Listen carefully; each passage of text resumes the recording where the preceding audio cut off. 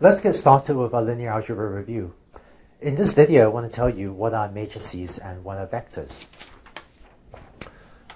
A matrix is a rectangular array of numbers written between square brackets. So for example, here is a matrix. I'm going to write a left square bracket and then write in a bunch of numbers. And these could be features for a machine learning problem, or it could be data from somewhere else. But for example, the specific values don't matter. And then I'm going to close it with another right bracket on the right. And so that's one matrix. And here's another example of a matrix. I'm just going to write 1, 2, 3, 4, 5, 6. So a matrix is just another way for saying is a 2D or a two-dimensional array. And the other piece of terminology we need is that the dimension of a matrix is going to be written as the number of rows times the number of columns in the matrix. So concretely, this example on the left, this has 1, 2, 3, 4 rows, and it has 2 columns. And so this example on the left, I'm going to say this is a 4 by 2 matrix, okay? Because it's number of rows by number of columns, so 4 rows, 2 columns. This one on the right, this matrix has 2 rows, so that's the first row, that's the second row, and it has 3 columns, right? That's the first column, that's the second column, that's the third column.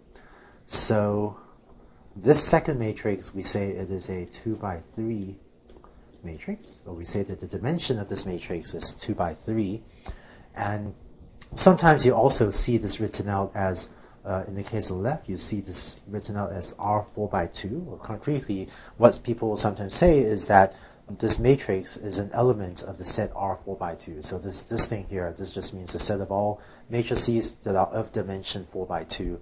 And this thing on the right, sometimes this is written out as a matrix that's an R2 by 3. So if you ever see, 2 by 3. So if you ever see something like this, R4 by 2 or R2 by 3, people are just referring to matrices of a specific dimension. Next, let's talk about how to refer to specific elements of the matrix. And by matrix elements of the matrix, I just mean the entries or the numbers inside the matrix. So in the standard notation, if A is this matrix here, then A subscript ij is going to refer to the I comma j entry, meaning the entry in the matrix is in the ith row and the jth column. So for example, A11 is going to refer to the entry in the first row and the first column. So that's the first row and the first column.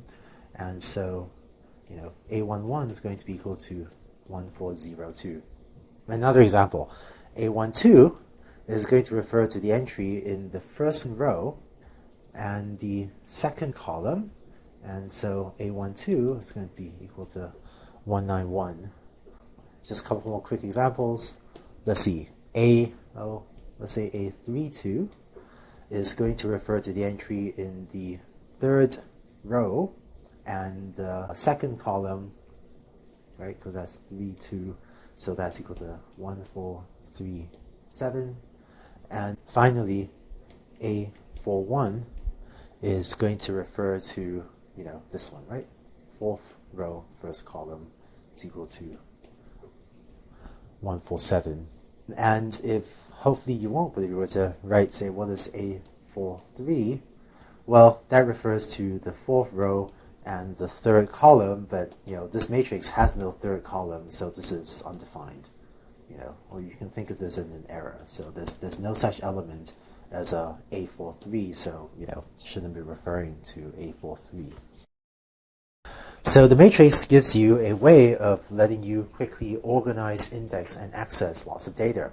And in case I seem to be tossing up a lot of concepts, a lot of new notation very rapidly, you don't need to memorize all this, but on the course website, where we have posted the lecture notes, we also have all of these definitions written down. So you can always refer back, either to these slides posted on the course website or to the lecture notes if you forget, like, well, A41 is that, which row, which column is that. Don't worry about memorizing everything now. You can always refer back to the written materials on the course website, use that as a reference. So that's what a matrix is. Next, let's talk about what is a vector.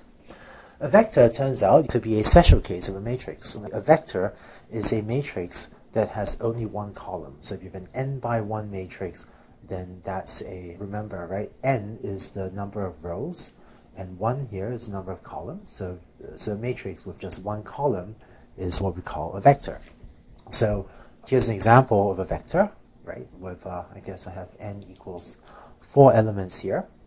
So we also call this thing, another term for this is that this is a 4-dimensional vector. It just means that this is a vector with 4 elements, with 4 numbers in it. And just as earlier for matrices, you saw this notation like R3 by 2 to refer to 3 by 2 matrices, right? For this vector, we're going to refer this to this as a vector in the set R4. So this R4, again, just means a set of all 4-dimensional vectors.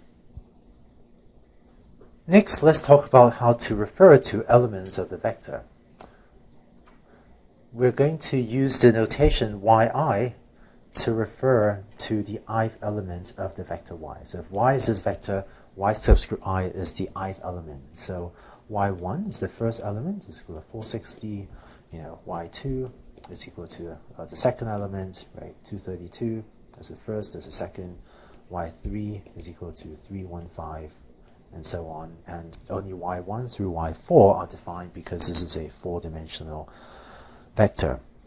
Also, it turns out that there are actually 2 conventions for how to index into a vector, and here they are. Sometimes people will use 1 index and sometimes 0 index vectors. So this example on the left is a 1 index vector where the elements we write as y1, y2, y3, y4. And this example on the right is an example of a 0 index vector where we start the indexing of the elements from 0. So the elements go from y0 up to y3. And this is a little bit like the arrays of some programming languages, right, where the arrays can either be indexed starting from 1, so the first element of an array is sometimes say y1, this kind of C++ notation, I guess, and sometimes is 0 index, depending on what programming language you use. So it turns out that in most of math, the 1 index version is more common.